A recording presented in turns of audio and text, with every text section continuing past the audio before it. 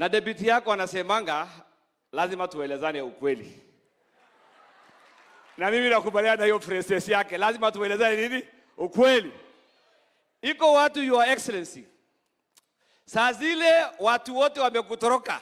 Kama sisi tulikuwa watu ya usiku, hawa walikuwa watu ya mchana. Lazima tulikoga na hizi watu ya mchana kabisa. Hii watu ya mchana, saa ile wanaume wote wamekutoroka. Saa hii najua uko na marafiki wengi sana wamekuwa president. Kila mtu rafiki yako. Kila mtu anataka kukaa karibu na wewe hapo. Lakini there are people who worked for it.